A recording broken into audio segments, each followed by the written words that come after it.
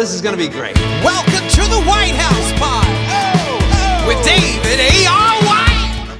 I had the extreme pleasure of judging the Miss Mississippi, and I met this wonderful person that we share the same name, Hailey White. Hailey, how are you?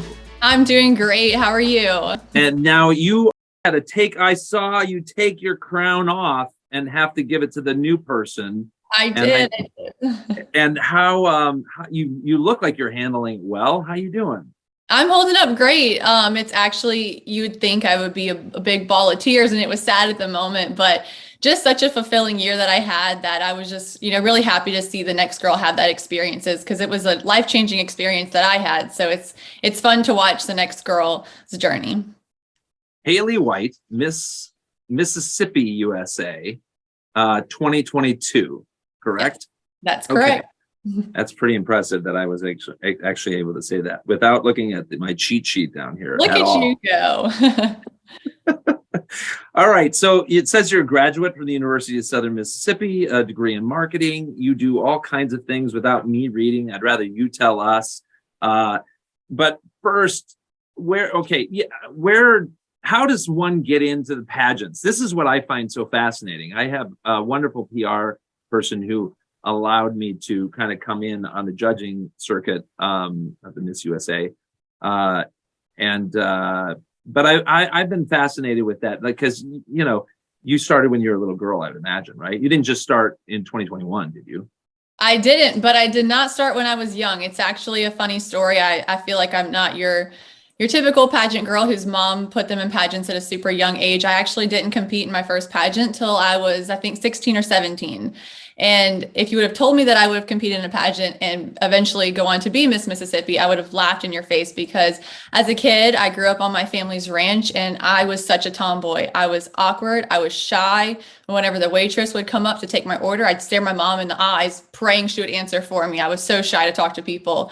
And it's funny because we got a pamphlet in the mail from the Miss USA organization saying, dream big, compete for the title of Miss USA. And I took it and laughed at it. And my sister said, you know what, I'm going to do this. And I watched her compete for the first time, and seeing who she was as a person before and after competing, the growth that she had in preparation to compete, I knew in my heart, that's exactly what I need, because I was awkward. And so I, rolled up my sleeves and went on the journey with her, and it led me to eventually win. It took me three tries to win.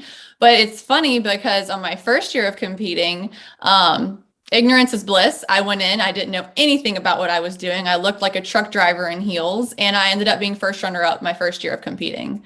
Wow. Yeah. All right. So is your sister older than you or younger than you? Yes, my sister's 3 years older. Okay. And so how many years had she been competing, or did she just did the same thing? She rolled off the farm and onto the stage? Exactly. Yeah. So she competed, I think, 3 years in total. And I also competed 3 years in total. She went on to, she would always make, she had we call it the first runner up curse. She would always make it in the top 5, but she never got to win. But she went on, she's a realtor in Waco now, and went on to get married and do all those great things. And I took a break a little bit while I was in college. So I competed 3 years in a row. And then I took a break to focus on school and just really figuring out who I was and what I wanted to be. And then I came back, 3 years later last year, and then that's when I won. All right. So there's a stigma to, I think, to the whole pageant world. And so how do you answer those questions? Obviously you look like you were made to be Miss Mississippi, and or, a crown of any kind. But what I've found so interesting is that there's girls of all different, sizes and ethnicities and stories of where they came from. So how do you answer that stigma when somebody asks you that? Or maybe no one ever asks you that, but yeah, no, absolutely. Everyone's always like, that's that girl that was in that or competes in beauty pageants. And although it's true, it is a beauty pageant, but it really is so much more than just getting on a stage in a dress and walking in heels. like you said, it's the stories behind that girl on that stage. You know, who is she? What does she do? What does she stand for? If you put that crown on her head, how is she going to represent the state, maybe her country at Miss USA, Miss Universe? But it's interesting to see because, like you said, I wasn't a pageant girl. I wouldn't consider myself a pageant girl, but I competed, and it's really a self-growth journey. People who kind of make fun of pageants, I say you clearly never have competed in one because it's the most intimidating, scary thing you can do to put yourself out there, get on a stage in heels and a swimsuit and answer interview questions in front of a panel of judges and on the stage. So it's a lot of work behind the scenes that goes into that, and really, you know, learning who you are, what you stand for, who you want to be, and being able to talk to people at the same time. So it's a lot that goes into it. And did you where do you, have you retired from pageants, or do we find other pageants? Because there's a whole lot of pageants now, more, I don't know, more so than ever, but it seems like more so than ever. You know, I've judged several different ones in different sects of, you know, not Miss US. I did not say, by the way, different sex. They've only been women's pageants. I'm not right or whatever, but yeah. just for clarification. I gotcha.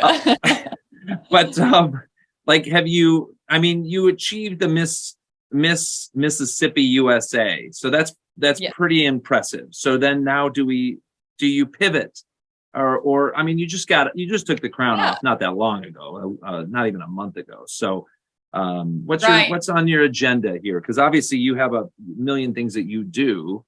Yes, I do. That's the most common question is, okay, what system's next for you? And for me, my dream was to be Miss Mississippi USA, represent my state on the USA stage. This is a system that has just connected with me, unlike others. And that was my dream. I never wanted to be a career pageant girl, let's say, but on to the next thing for me. And like you said, I'm a wedding planner. I'm also a horse trainer, and I have a lot of other dreams that I want to accomplish on the horizon. So just focusing on that next thing and taking everything that I have learned, though, as Miss Mississippi, and those years of competing in pageants have been just like a buildup of what's going to propel me next to the next phase of life. Yeah. And how have your family? I met your mother in a hallway. She's your biggest fan. She's your biggest fan, let me tell you. Well, I think I keep saying this. I think it's funny that your last name is White. I know. Hailey White, David A.R. White. You know, there's not a lot of. There actually are a lot of Whites in the world, but I don't really know any other ones than I don't you. either. It is kind of funny, like, because if you open up a phone book, there's a ton of Whites. I mean, in any city. Yeah. And yet somehow I don't know any. You're like the only other Whites that's not related to me that I know. I know. I haven't met any either. And it's kind of funny because I was joking with one of the other girls. I was like, I'm really glad I didn't compete this year, because if I would have happened to have won this year, people would have definitely thought we were related somehow. I would have been written up on some kind of yeah, exactly. For sure. Exactly. That's funny. Anyway, well, I like your mom. So I just met her briefly twice, I think. Yeah. And I appreciate that she watched our movies over the years. Now, have you seen any of our movies? I have. Or is it just only your mother? No, we all have. We've all seen God's Not Dead. I went to Catholic school growing up, and that was the movie we always watched. That was the go-to movie. And so I'm a huge fan. Thank you. Now, did we see any of the other God's Not Dead as well? Or just do we stop at one? No, I can't watch anymore. Is there 3? I think There's 4. There's 4. Okay. I've probably seen at least for sure 1 and 2. I think 3, but I don't think I've seen 4. Oh boy. So now I have homework to do. Yeah, yes, you do, Hailey White. All right. So as a white younger woman here, you're 24. 24. Can we speak about ages when you're that young? I don't think it matters at that point. We can. Every year it becomes a little bit more sensitive, but 24 is still good. 24 is still like, if you cross 30, then maybe there's 30. maybe We're just yeah, gonna, no one should ever speak of it again. Don't ever ask a person's age at that. All right. So how is you get out of you got your degree in marketing? I did. What do you love most about marketing? I like that marketing is really connecting with people. I do different things even for my wedding planning business and photography and all these things about, just trying to reach people and trying to connect with people. I think it's really cool also to use your creative side. I used to say I was not creative at all, which is very weird. And now I do, wedding planning, which is super creative, and a little bit of modeling and super creative.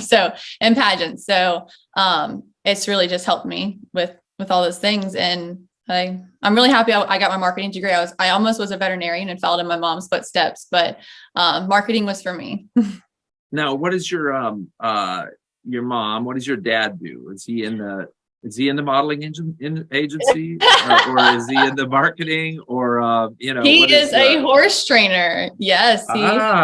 Yeah. So animals run in my family. Like I said, I live on my family's ranch. My dad's a horse trainer. My mom's a veterinarian, and it's all right here on our property. So how many horses do we have? We have about 35 to 40. Oh my goodness. Yes, it's an operation for sure. So that's kind of why I stay around. I help them. I help train in the morning, take care of all the animals, and then I go on to the next thing of the day. Wow. Do you still live at home with your parents, or are we okay? I do. I'm trying to fix up an old farmhouse on the front side of our property for me to live in currently, but it's a slow progression. It's basically a tear down, but we're trying to save it. Wow. How big is your family? Mom, dad, older sister, you? Is there more people living? I have two older brothers that are grown and gone. They're the ones that left the horse farm. They did, yes. But my brother didn't go far. He lives about an hour away, and he's also a horse trainer. So he followed in my dad's footsteps, but wanted to kind of do his own thing. Now, you're the baby. I'm the baby. Okay. What do you think about now at my age, right? I'm well aware of the youngest in the family. I was one of those. And so now in your generation there, in the 20s, what is the baby like? I don't like to admit it, but I guess I am a little bit more spoiled than the rest. They always give me grief about it, but I'm the glue though. I'm the glue that holds the family together. So that's actually, that's interesting. I actually haven't thought about that, but I do believe the baby is the glue that holds the family together in a lot of ways, because everybody dotes on the youngest. How many more? You're 3 years younger than your sister, and then your brothers are the older. Okay. Yeah. They're there's a big age gap between me and my sister, and then my two brothers. What did your parents just decide to take a break, or what was the deal? No, it was from my dad's previous marriage, so we're related on the dad's side, not necessarily my mom's side though. Okay. Yeah. All right. So switching topics here, because it's the thing is that there's such a thing as politically correct, right, these days, of which I don't think I have a filter in a lot of ways. So it's hard to keep up with it all. But fortunately we do have some editing here, so maybe we could edit some things. I'm just kidding. Okay. So you have your own business. Did you start this wedding planning business, and how did we get into this? So my first job was I think I was 12 or 13, super young. Parents probably could have got arrested for it, but no, just kidding. It was a family friend's wedding venue that they let me work at, just washing dishes, picking up, being a little waitress. And I stuck with it all through high school, college. I graduated, and then I started working there full time as the lead wedding planner there. And I'm super fortunate to have done what I've loved since literally I was a kid. And it's just something so special about being there on literally making someone's dreams come true on their most special and one of the most important days of their lives. So I always say I have the best job in the world. It's not, some people go to work and have to deal with a lot worse things, but I get to literally be there on a very happy day for people. I don't know if there's worse things, because you're thinking about the wedding. I was a DJ for a little bit. Okay. Are you? Yes. At weddings and bar mitzvahs. It was a period of my time where I was unemployed and I needed a job, and somebody said, you should be a DJ. And so I went several years. I think I was in my late 20s, actually. It was a dark time in my life. But the funny thing to me though is that weddings, you think that they're the happiest days, the day of the person. But as somebody who has been married before, and went through a wedding, both I didn't just act in it, I was actually in it. and then also I've DJ'd for many weddings and receptions. Now in Mississippi, I have not. So maybe Mississippi, all weddings are wonderful. There's something in the water here. I'm just is that the deal? Because like in California, a lot of the weddings there's all kinds of weird family members. There's stressed out brides everywhere. There's the groom is pretty much unattached, like just checked out. You got weird family members everywhere you go. I mean, it's not the most joyous day. Right. So what's the difference in Mississippi now? You're not wrong. You've seen a lot. Yeah, no, yeah, you're not wrong. You definitely get those. Was that a marketing thing that you just did earlier about saying it was the happiest day? No, because I like romantic comedies and I love love. So like, I like to believe that it is. But you are right. It's not always sunshine and roses. And you come across your couples that you're like, oh gosh, this is like, do you really want to do this? But for the most part, I will say that they're usually pretty happy. There's a lot more bridesmaidzillas and momzillas than actually bridezillas. The bridesmaids are usually the ones that are the crazies. But it's now, are you as a wedding planner then, are you talking them down from attacking each other, or are you just kind of taking them out to the side and letting them go at each other? No, I have to play referee sometimes, but trying to salvage the day. Damage control is really my job title, actually. So all right, so what is tell me one worst wedding story of all time, or it doesn't have to be the worst, just or the most interesting or chaotic, or what is one of those stories? And you don't necessarily have to say the bride and groom's name, although you could if you wanted to. I'm just I won't expose all that tea, but there's a lot. I could probably write a book. There's been a few notable ones. One, I will say, it was the rehearsal dinner and they were doing speeches, and one of the bridesmaids. I thought you were going to say speed. They were doing speed. I don't know. They were giving the speeches and the bridesmaid was like, I am so happy. I don't know why she thought this was the time or the place, but she was like, I am so happy that you two, overcame the scandals that occurred on your bachelorette and bachelor trips. And everyone kind of like went silent and she was like, ha ha ha ha. And everyone was like, what? Like, why would she say that? Well, then after she finished her speech and it got real quiet, and the bride and groom got up and kind of walked away and came back 30 minutes later and were like, this party's over. Everyone needs to, go home. And I was like, okay, what's happening? And come to find out, yes, they had both cheated on each other at their bachelor and bachelorette trips. Oh, wow. And they talked it out for like 5 hours that night. And they did get married. They did get married in the end, but it was very stressful for me because I mean, how do I can't intervene in that. That's foundational issues. But of course I wanted their wedding to happen. But at that point, it's like, what do you do? And they did get married. They worked through it, but that was crazy because everybody knew what happened to it. It wasn't a secret at that point. Now, were the people that they had I guess it wasn't technically affair, the people that they had the whatever with the extra whatever. What do you yeah. Were they at the wedding? I don't believe so. I think it was just random people. Because that would have been really weird. That would have been I would have had to get a video of this and then that would have been a whole movie. Wow. Okay. Well, do we believe in like premarital counseling? Do you as a wedding planner ever say, hey, by the way, here's a DJ, here's the best cake maker, and also here's some premarital counseling that we could direct you in? I think I'm going to have to start putting it in the packet for sure, because there are some that need it for sure. That's a lifetime commitment. All right. So here's one of the refreshing things that I did have when I was judging the latest Miss Mississippi was the amount of people who came in, the different girls that came in for the interview process, who were believers, who were Christians, and they were open about their faith, and they were I don't want to say that they're happier than all the other states, but they at a lot of times had a light to them, and it was a different whole different perspective that I had been through in some other states. And I guess I was just going to say is, how does that, because you're a Christian as well.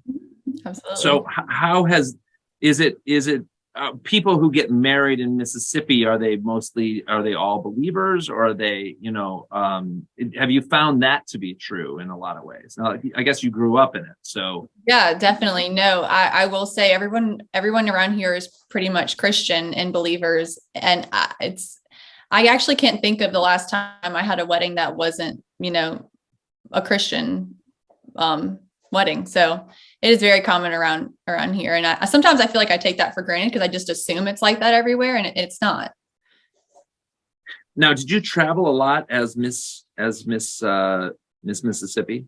I did. I traveled. Was that had you traveled a lot before, or was this kind of the opening of traveling for you? That was pretty much the opening. I mean, we took family vacations multiple times a year, but nothing like what I did last year of, flying from one place to the next place to the next place. I was probably home a total of 3 days last summer, just preparing for Miss USA, because Miss Kim Greenwood, the director of Greenwood Productions, is centered in Nashville. So a lot of the sponsors that help train you for Miss USA are in Nashville. So I spent a lot of time in Nashville last year, as well as Houston, and traveling for appearances. And so it was very unique to see.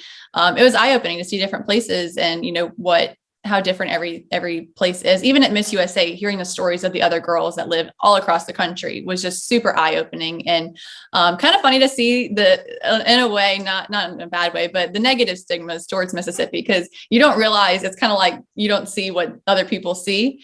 And so it was very eye-opening to kind of hear that. But I think upon meeting, and every time I got the chance to talk up Mississippi, I definitely took that opportunity, because I think there's a lot of negative misconceptions out there. Yeah. I mean, I was encouraged about that as well. Like, the girls that came in were so proud of their state, in Mississippi, and we don't know very much.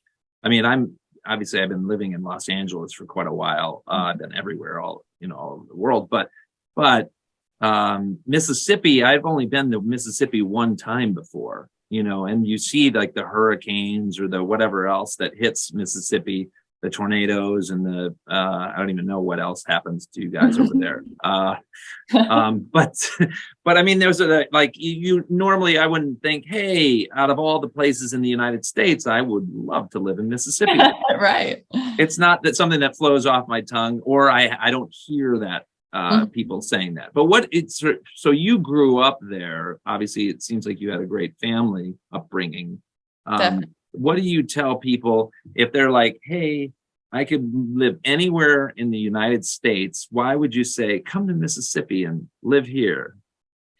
It's really the community that is here in Mississippi, not just in my hometown, but I've experienced it traveling as Miss Mississippi all across the state. People are like that. We are the hospitality state, and we are called that for a reason. And there's a quote, I think it's Mark Twain, and it says, to understand the world, you must first understand a place like Mississippi.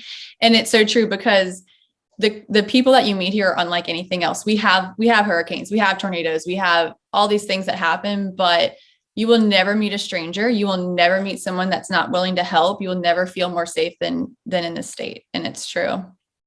I've traveled a lot. There's no place like home. I say it. I just got back from a trip to Charleston, and I was like, wow, I could move to Charleston. I love it here. And it's great. But truly, Mississippi has just always felt like home to me. There's just something about it. Yeah. I'm from a little town outside of Dodge City, Kansas. I'm from Meade, Kansas, population 2,000. So, growing up there, when I moved to Los Angeles, I was 19, and it was an eye-opening experience, because I was so used to knowing our whole town or being friendly with everybody, or waving to people on the road. And here, no one waves to you. It was in the 90s when people would take out their guns and shoot people on the freeways. It was a good time in Los Angeles. The police were, Oh yeah. But it was a different, my point is that there, but I actually have the saying from the movies, there's no place like home. There's no place like home. Kansas, Yeah. right? Wizard of Oz, that whole thing. So it's interesting about the whole middle America though are you middle America? Mississippi is what do we call Mississippi? It's not middle America. No, it's South. Everyone just says South. South, the South. Yeah. But it's kind of like the Bible Belt though, right? It is, yeah. It's the South or the Bible Belt of the South, maybe? I think so. I would consider that because a lot of times we said about Alabama, but I think it's kind of just this little pocket of like Louisiana, Mississippi, and Alabama. Nice. All right. So modeling, you've done modeling. I'd imagine you're doing modeling often. Where do you go to model outside of what's the big city near you? So I go to New Orleans a lot. I'm really just 45 minutes from New Orleans. So a lot happens there. Before COVID, I was signed with an agency in Chicago. So I would travel a lot to Chicago. Unfortunately, COVID happened and they cut out of town travel. And I, at that time in my life, was not ready to move to Chicago. I was still in school and going through all of that. So that kind of took a halt, but definitely modeling in New Orleans. And I've got to travel to like Memphis area and things like that. But trying to ramp it up more. I was really busy, being Miss Mississippi last year. That consumed a lot of my time. So this year I'm trying to buckle back down and focus. So what's your advice? I mean, because you're a month out of the crown, right? And are we back? Did you take a break from working on the wedding planning job, or did you do that as well as the Miss Mississippi? I did that as well. I did that and, kept horse training through it all. A lot of girls, they when they win, they take a break from their jobs and they come back, but that just wasn't me, especially in the wedding industry. You plan, a year, 2 years, sometimes 3 years out. I couldn't do that to my clients. Although I wasn't able to be there for every single wedding, I had done all the prep before that to make sure that their day went really good. And I have a really good supportive team that was able to help. So now, was it weird when you would show up to weddings and they would want pictures with you over the bride and groom? Not to steal your day, but no, that had to happen though. You had to be taking pictures last year. I did a lot of people. A little bit. I felt honored, but it was sometimes the bride would be the one that would steal the mic and say it, and it was funny, but I felt honored. I really did. A lot of times he'd be like, look, it's Miss Mississippi. And I'd be like, where? Because it just hadn't hit me yet that it was me. That's funny. All right. So what is your word of advice to other girls that want to get into or into, let's say, just into the pageant world? Like, obviously it sounds like you're an advocate for it. Mm-hmm. I am. I'm a big believer in seizing opportunities, taking your God-given skill set and talents and just utilizing that, even though you may not see it at first.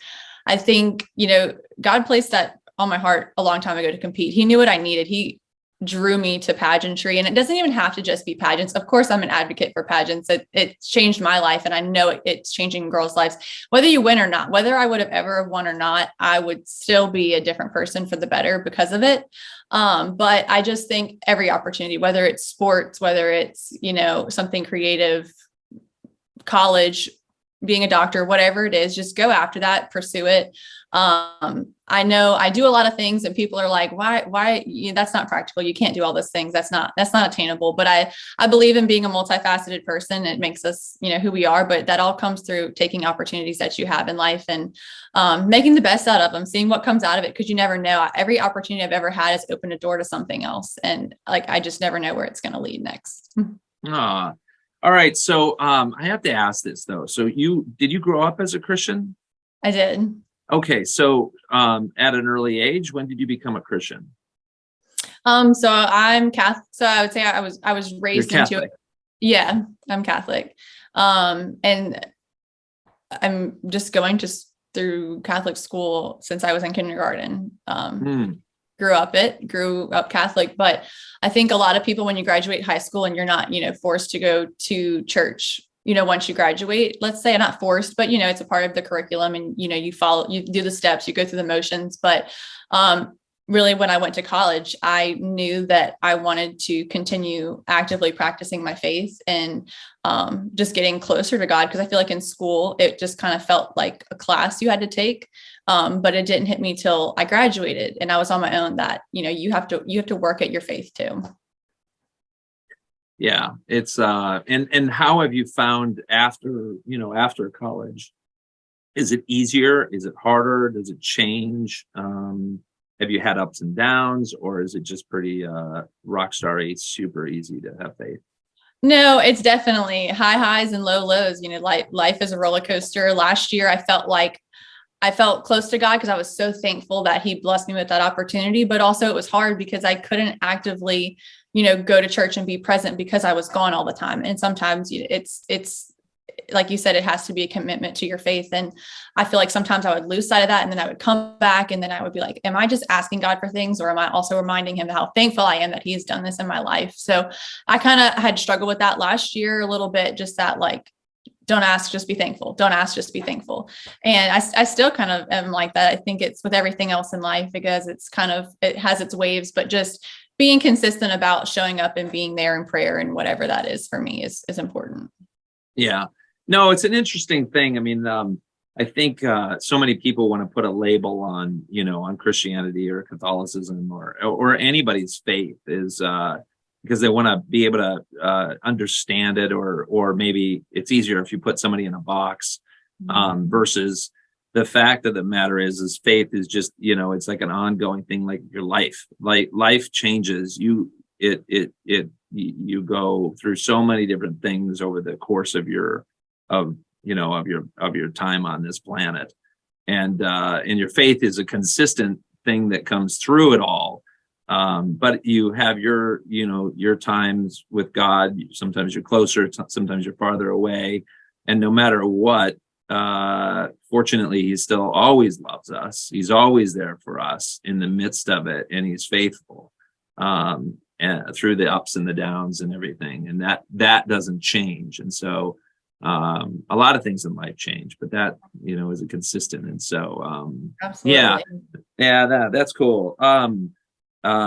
It was, and that's refreshing for me to see too, because the last, it was funny. I also did Miss Nevada, and then so yeah, anyway, that's a whole other thing. But, the current 2021 Miss Nevada was a guy from California who became a woman, who then moved to Nevada. Obviously that's a little less of a, I don't know that person. I don't know, what they believe in or anything. I've never had a conversation with them other than seeing them take their crown off and put it on, Right. on the next winner. But Mississippi there was a sweetness there, and it reminded me of my growing up in Kansas and the sweetness of the people. And so, yeah, anyway, It makes me feel good to hear you say that. Yeah, no, it really was. I told, Kim Greenwood that the Greenwoods are amazing. Oh my gosh, they're the best. Kim is an amazing leader, amazing person. She's just a class act. Yeah, and Lee Greenwood, of course, God bless the USA. I mean, how, unbelievable. I enjoyed hanging out with him for a while, with the fact that I guess he's staying for, he said 5 presidents over the course of his, 5 or 6. I don't even know what the number was. Something amazing, like that. Yeah, amazing stories. Okay, so you have an interest in acting, though. Did I hear that, or did I not hear that right? Yes, you did. Okay, so what do we like about the entertainment industry in the way that's not modeling? Do you like comedies, dramas, thrillers? You want to be in a horror movie? You want to run, somebody with an axe chasing you? Like, what is Hailey White in her vision and her dreams desire? Yeah, so I grew up, my family is a big movie family. We have a movie room in our house. We sometimes we would just binge watch 7 movies in a row all day long. I love stories. Like I said, I was a cheerleader in high school. I obviously do pageants. I like performing a little bit. Never really took a huge interest in actually acting myself until I heard that you could be an extra, and New Orleans was right there. So I signed up for the thing, and then I started getting emails, and I was like, this is so cool. And I was a featured extra in The Dirt and a series on Hulu called Looking for Alaska. And it was just so cool to see what goes into, you know, the movies and the stories that they tell. You know, you watch movies at home, but you don't really realize how much goes into it. And for me, like I said, I love romantic comedies. I love Hallmark, as cheesy as they are. I love Hallmark Channel. I like shows that make you feel good. I don't like to be scared. I wouldn't say horror movies are my genre, but just the feel good movies. Now, have you started taking classes already as well? Or did you do that in college or have you trained for it? Are you training? Not a lot. I need to start enrolling in classes again. In high school, I would do the plays and talent shows and things like that. I took a few, I don't know if you ever heard of John Robert Powers, but there used to be some classes you could take in high school. I took them very briefly. And then that was my shy, awkward era. And I was like, nope, can't do it. But I think it's time for me to circle back and get back to it, because I still find myself thinking about it a lot. And I didn't have the time to necessarily do extra work last year, but hoping to pursue it again this year. Yeah. There's a whole lot of different classes and all kinds of things that you can get involved in and kind of learn the technique of it. You know, when I came to LA at 19, I didn't have any training whatsoever. And so it was a matter of trying to just jump in and try to be, you know, saturating myself with all the different classes and different techniques in the process of it, you know. So yeah, it's a fun road though. You know, there's so much to learn in it. Definitely. It's an art. It truly is. It's incredible. Now, do you feel like, is modeling the same art? Like, do you study a technique of walking or smiling, or like, how does one learn how to model, or do you just literally look perfect, and no matter how one smiles or frowns or does something?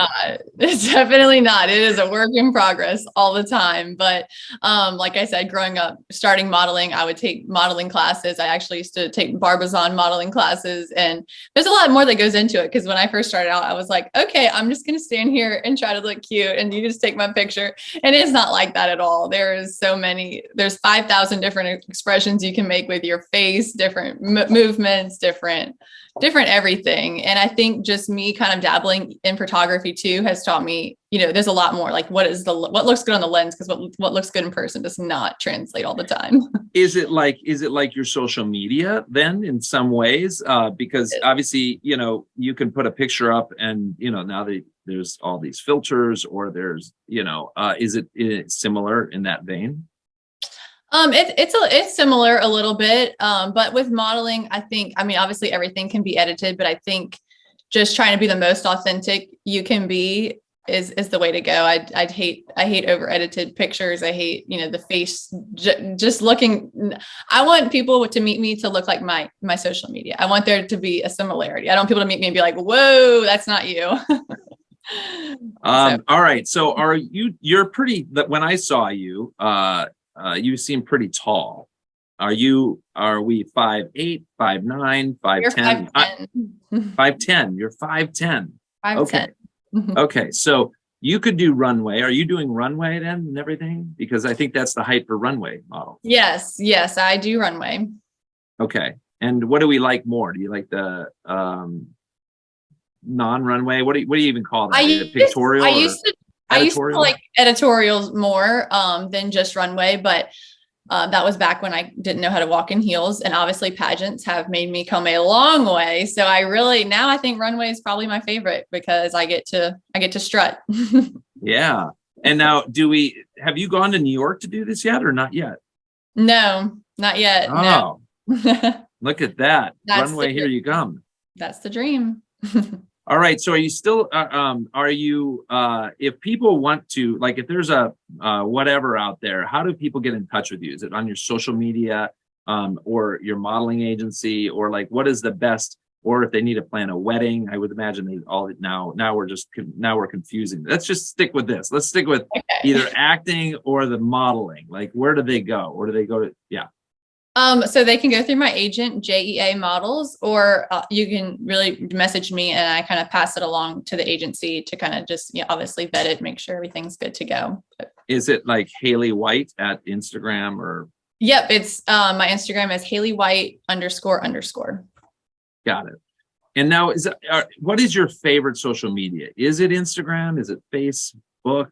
Is it YouTube? Is it Twitter? Is it Snapchat? Like, what are we doing? Gosh, no, not Snapchat, not TikTok. No. I like Instagram. I think it's a good medium of, you can see pictures, you can read a little caption, but Facebook is too many words and too many mamas ranting about soccer practice.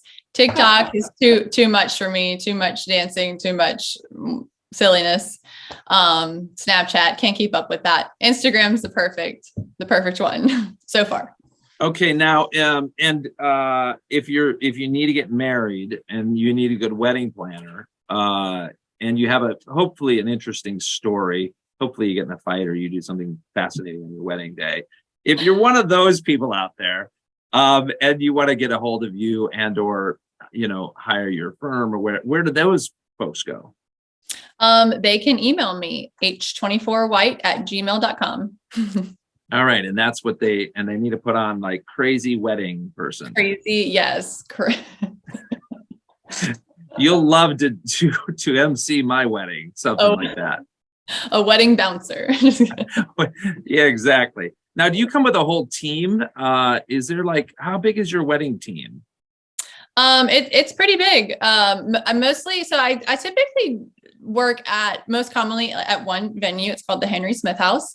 Okay. But we do travel when asked and if there's availability, of course, but we have a big team. It's about 10 to 15 people. It takes a lot of people between serving staff, bartenders, greeters, car parkers, all the things. It takes a lot to make a day go off.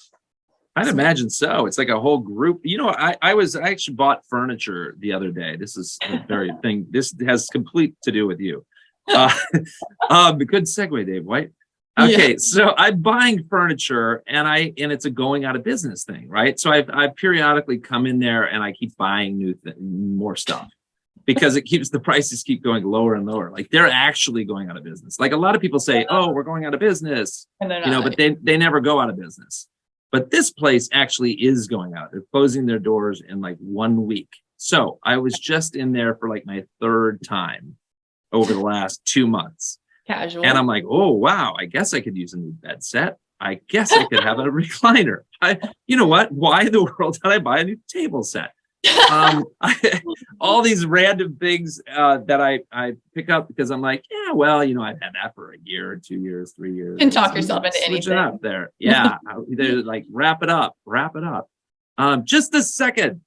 But here's the funny thing is that I didn't realize this, but when a store closes, there's a group of people that come in. So it was like this group of 10 that they originate out of Boston. And that going out of business, they're the ones that do the marketing, the signage, and they're the ones negotiating with me. I thought the guy that I was negotiating with was literally the owner's son, because the owner was 90 walking around. And I was like, and then he kind of looked like the owner. Mm-hmm. He was probably a 45, 50-year-old guy. And in the process, I learned that he's not even from there. He has no attachment to this place. I probably could have negotiated way better. And he was over in Boston, and then this traveling circus is about to leave out of town, and then they're going to Ohio for shutting some other business down in like 8 days. Oh. And so interesting that wedding planning it seems similar. You come in with your group. You do. And your tribe, or whatever you call that. The tribe, the bride tribe. Is that what it is? No, it's not, but that's funny. I like your quote on here, from ranchy to fancy. Yep. That makes me. All right, Hailey White, do you have any last words for those people listening? I just am so thankful to be on here today talking to you. Like I said, every door opens another pageant. Got to meet another White. across the country. So this is just great. I'm so thankful to be here. Thank you for having me. You're so sweet. And I wish your family all the best. Truly, please say hello to your mother and all the ones that I haven't met yet. I will. The other whites that are out there. All right, guys, I just want to say thank you so much to Hailey White for being on here. Please watch From the White House. We have a lot of episodes and they're amazing and they're everywhere. They're on YouTube, Spotify, iHeart, Apple, everywhere else that you get podcasts. And God bless you. And thank you again, Hailey. Thank you. God bless you.